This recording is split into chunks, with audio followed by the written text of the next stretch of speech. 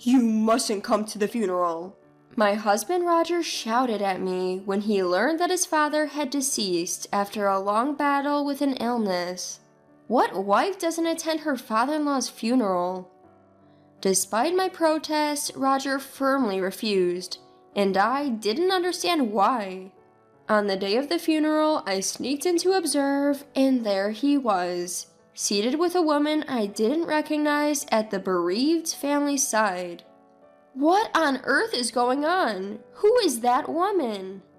I was shocked and confused, not understanding what was happening, but soon I would learn the shocking truth. I'm Catherine, 30 years old.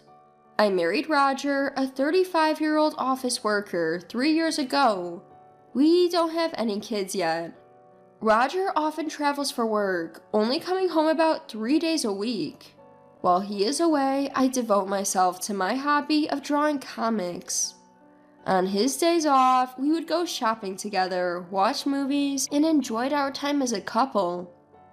Roger's mother passed away when he was a child, and his father raised him and his sister Sarah single-handedly. In the early days of our marriage, we would often visit Roger's family, a 2-hour drive away. But when his father fell seriously ill a year ago, our visits gradually decreased. Roger told me, "Dad doesn't want you to see him in his emaciated state." So I refrained from visiting. One day, a call came in on Roger's mobile after he returned from work. Dad has passed away?" Upon hearing that, I stopped preparing dinner. Roger sighed deeply after hanging up. "Was that real?"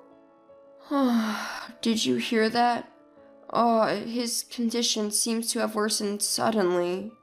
The one who contacted him was his Uncle Terry. The events leading up to Roger's father passing happened in a flash, and Uncle Terry didn't even have time to call Roger. The funeral would be held the day after tomorrow. Roger seemed quite flustered due to the sudden news.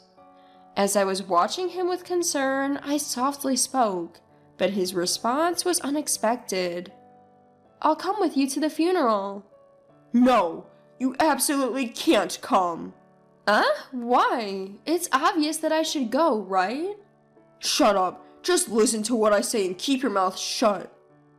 Roger stormed off to his room, hastily packing his suit and change of clothes.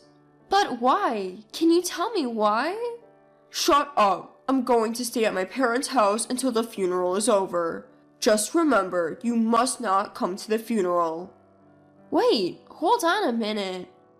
Ignoring my panic, my husband Roger left the house.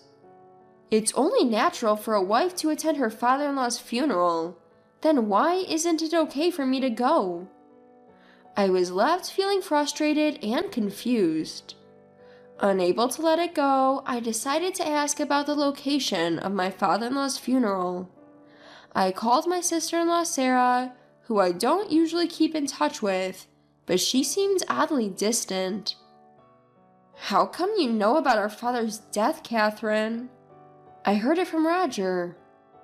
It's surprising that he has contacted you already." Sarah seemed really puzzled, and for some reason, our conversation wasn't aligning well, but I had no time to worry about that. "Roger told me not to come, but I really want to attend the funeral." "I appreciate your sentiment, Catherine, but it might be best for you not to come." "Why? My father-in-law passed away, right? I want to say my final goodbye, please." After my persistent pleading, there was a moment of silence before she responded. "All right, but keep this a secret from Roger, okay?" Sarah gave me the location and time of the funeral, but she said, "Please arrive later than the start time and take a seat where you won't be noticed." I couldn't quite understand why I was being treated this way, but I was able to take bereavement leave from work and decided to go to the funeral. On the day of my father-in-law's funeral, as instructed by Sarah, I arrived a bit late at the funeral venue, and to my surprise, there was an unfamiliar woman sitting next to my husband, Roger, in the seat of the chief mourner. Who is she? Why is she sitting next to my husband? In a state of confusion and not knowing what was going on, I quietly took a seat in the farthest row back. Then I overheard the people in the seat in front whispering, "Is that woman Roger's new wife, Lucy?" Poor Roger. His previous wife apparently handed him divorce papers and just left. I could hear voices whispering. Not only that, I could hear whispers from other attendees speculating about me having an affair or being in debt. The shock was so great that I lost all strength and my heart began to race. I never filed for divorce, and we've never even discussed separation. And what does this remarriage mean? I couldn't catch up with the situation, but from the rumors, I understood that the woman sitting next to my husband was his new wife. She looked to be in her early 20s, and she occasionally caressed her belly, which was visibly swollen even under her loose funeral attire. When it was my turn to pay my respects, I stood up and the previously quiet venue started to buzz. She really had the nerve to show up? What an insensitive woman, I heard as I slowly approached the row where my husband was seated. When my husband Robert caught my eye, his face turned ashen and he looked visibly shaken, but his new wife seemed oblivious to his distress. Having finished paying my respects at the funeral, I swiftly left the funeral home to head to the city hall, escaping his piercing gaze. There, I took out my copy of the family register, where it was written deregistration, indicating that our divorce had taken place 5 months ago. With my hands trembling in fury, my mind went blank. How could he dare to secretly file for divorce and remarry? I will never forgive this. I gritted my teeth, resolved to take revenge on my husband. Even after a few days, Robert never returned home, nor was there any communication from him. Didn't he say he would stay at his parents' house until the funeral was over? I was filled with a desire to confront him, but I chose not to contact him, waiting to see what his next move would be. Why on earth would he secretly file for divorce and remarry, all while living with me and keeping it a secret? There must be something else going on here. As I thought back on Roger's past actions one by one, I noticed something and quickly switched on my computer. I remembered seeing him typing away at a blog on his computer in the middle of the night. Going through his history, I discovered a blog titled Roger the Dragon King's Wild Diary. There were no pictures of Roger's face, but there were pictures of his car and our home, so I knew without a doubt that it was his. As I read each article he had posted, the details of what he had been planning were written out, and my body heated up with surging anger. Ah, that's it! With a brilliant scheme in mind to get back at Roger, I called my sister-in-law Sarah and another individual. Preparing meticulously, I couldn't help but look forward to seeing the expression on Roger's face. On the day of the operation, I was standing in front of the house Roger shared with his new wife, Lucy. After a while, a delivery truck pulled up and the delivery man began unloading packages. Lucy came out of the house and began exclaiming at the entrance. "What the hell is this? Whose packages are these? Hey, darling!" "Huh? What's going on?" Called by Lucy, Robert emerged, his eyes bulging as he looked at the multitude of cardboard boxes that had been delivered. "Who's it from?"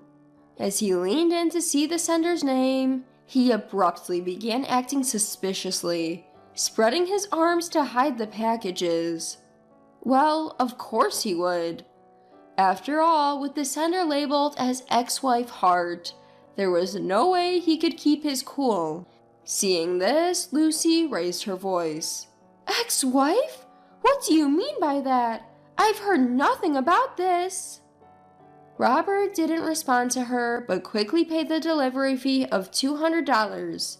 And when he did, he locked eyes with me, hiding in the shadows of a nearby lamppost. Hey, you! What are you doing here? I got your address from your sister Sarah. I turned to Lucy, who was watching our exchange with a puzzled look, and gave her a warm smile. Nice to meet you, Lucy. I'm Catherine, the ex-wife of Roger who sent you these packages. Sorry to surprise you. He unilaterally filed for divorce 5 months ago without telling me. When I showed her our marriage certificate, she seemed a bit taken aback, but then she invited me in, saying, "We shouldn't cause a scene outside." Once inside the living room, I ignored my trembling husband sitting next to Lucy and began to speak. "Lucy, when did you start dating Roger?" "About a year ago. He said he was single. I can't believe it." "Interesting. So he deceives both you and me." Come on, don't say such horrible things, haha. It's just a simple misunderstanding, isn't it? I was speechless at my husband's nonchalant laughter and his utter lack of remorse. "It's unacceptable that you filed for divorce without my consent. I'm suing you for $30,000 in alimony. You've been cheating, so it's only fair, right?" What? Why should I have to pay that? While my husband was fuming with anger, Lucy, on the other hand, seemed quite calm. "Well, don't be so stingy. Just pay her, darling. After all, you're the boss, so $30,000 shouldn't be a big deal, right?" At hearing that, I couldn't help but burst out laughing. Lucy looked at me, puzzled by my reaction. "Who's the boss? Roger's been lying about that too?" "Lucy, he's just an ordinary office worker." "What? Roger, what's going on?" As Lucy confronted him, my husband, beads of sweat appearing on his forehead, began to make excuses. "Lucy, I'm sorry for lying, but when my father died, I came into a large sum of money." His stupidity left me with nothing to do but laugh bitterly. From his blog, which I had found, it was clear that he was under the delusion that he would inherit a fortune if his seriously ill father passed away. He had lied about his identity to his mistress, got her pregnant without showing any signs of panic, and joyfully documented his plan to divorce me unilaterally. When I slapped the printed pages of his blog onto the table, the doorbell rang. My husband opened the door, and there stood Terry, his uncle. "There's no way you'd inherit anything, you idiot." In fact, besides Sarah, Terry was the other person I had contacted. Before entering this house, I had called Terry on my cell phone and had him listen to our entire conversation. "You explained to our family that Catherine left you after having an affair and filing for divorce, didn't you?" That... Roger seemed unable to come up with an excuse and started to get defensive. "Just because of that, it doesn't mean I can't inherit my father's estate. I am his son, after all." "You've been disinherited. That's got nothing to do with the estate." "Huh? What are you talking about?" From what I heard from Terry, Roger was always pestering my in-laws for money. When my father-in-law rejected him, Roger would insult him and sometimes even resort to physical abuse. Recognizing his life was nearing its end, my father-in-law had taken the initiative to disinherit Roger. "Hold on a minute. So you're saying I'm not getting a single cent? I've got debts because I was counting on my father's inheritance. What am I supposed to do?" "That's what you deserve," was all I could say. "Your father wanted you to become a responsible person. That's why you thought it would be better not to give you any money. Don't you understand his feelings? So, give me the inheritance and I'll become more responsible." The more Roger spoke, the more I was filled with disgust, and it seems Lucy, his mistress, felt the same. "You told me you were a CEO. That's why I went with you. I got no use for a poor man." "Lucy, please, don't say that. Our baby's about to be born." With that, she let out a big sigh and shot a glare at him. "I'll give birth and raise this child by myself. All I need from you is alimony and child support. Lucy, please forgive me. Roger began to sob, but I wasn't about to let him off the hook. You'll also have to pay me alimony. That's impossible. I don't have that kind of money. Oh, I got it. Catherine, let's give it another go. What? You had the audacity to file for divorce, and now you're asking to remarry? Please, I'm begging you. You can work too. We can repay the debt together. Are you kidding me? Furious at Roger's selfishness, I yelled back, shaking him off my leg and leaving the house with Terry. Soon after, my ex-husband was served with divorce papers from Lucy, who was demanding $20,000 in alimony and $500 a month in child support, according to my sister-in-law Sarah. In addition to the $30,000 in alimony that I had demanded, my ex-husband was swamped with the debt from the mortgage on the house he lived in with Lucy and was reportedly working like a horse from dawn till dusk. Meanwhile, I was enjoying a carefree single life. Sarah, who used to be my sister-in-law, and I have become great friends, and when she comes over to stay, we have a great time chatting. To top it off, a comic strip I drew based on my ex-husband's blog post has received a phenomenal response on social media, and I'm going to publish it. Excitedly contemplating the title for the comic, I'm enjoying my new daily life.